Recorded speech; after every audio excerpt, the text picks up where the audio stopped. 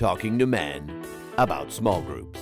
Men, if your wife has ever told you, hey, let's join a couple small group at church so we can bond with other couples, we can talk. When my wife says that, here's what I hear in my head. Small group, strike one. At church, strike two. Bonding, I'm out. If you've ever gotten to a fight right before your small group just for the sole purpose of getting out of small group, oh, we can talk.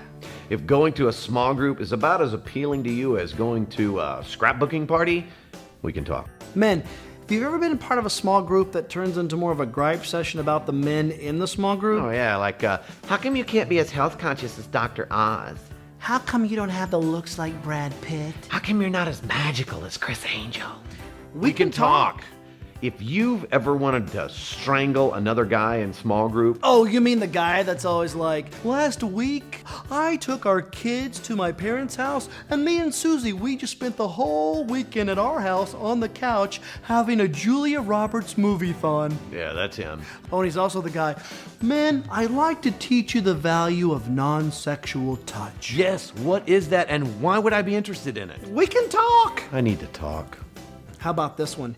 If you've ever thought I'd rather roll around in a bed of tacks and then dip my body into rubbing alcohol than be a part of that small group, we can talk. Yeah, and if you've ever done that because you thought an evening in the ER would be better than an evening in small group, then we can talk. You've actually done that. Yeah, I'm not proud of it, but I would do it again. Seriously. Oh yeah. If any of these thoughts have ever kept you from being a part of a small group, we understand. But there are other thoughts and other fears that you just can't ignore when it comes to your marriage. Thoughts like, are me and my spouse, are we ever going to be lovers again instead of just roommates? If that's you, we can talk. If you ever wished you and your spouse could be friends again, to laugh again, we can talk. If you ever wondered if you and your spouse are going to make it, we can talk. If you've ever wondered, what does God have to say about my marriage? We can talk. If you ever want to be a part of an experience where each person leaves knowing how they can be a better spouse and a better person, we can talk. At Orchard Church, we want to see people connect and relate with each other. That's why we love small groups. Sign-ups for our spring small group semester are up and running. It's really simple.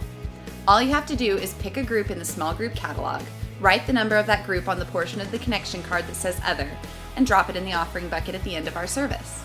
You can pick up a catalog today on the back tables and sign up for the small group that best fits you.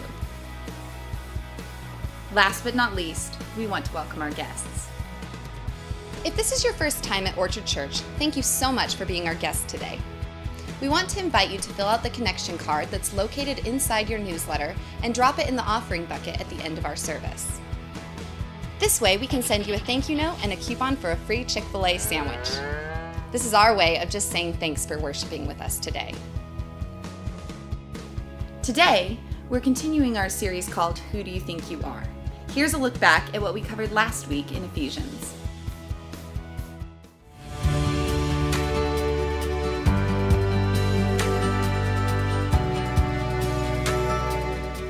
Paul is talking about health as we jump into chapter 4. Not physical health, but more importantly, our spiritual health. And just as it's important to be physically healthy, it's more important to be spiritually healthy. We've called this series, Who Do You Think You Are? And in the first 3 chapters, Paul has been telling us, this is who you are as a believer in Jesus Christ. This is positionally who you are. And now he's going to say, okay, now this is what you do with all of that you walk worthy of what you've been given.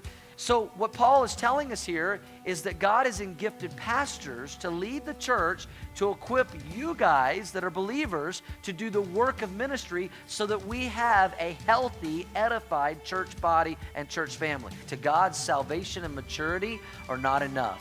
His third desire is that believers are equipped to become spiritual reproducers, to do the work of ministry, so that we have healthy Christians and we have healthy churches. Simply put, disciples make disciples.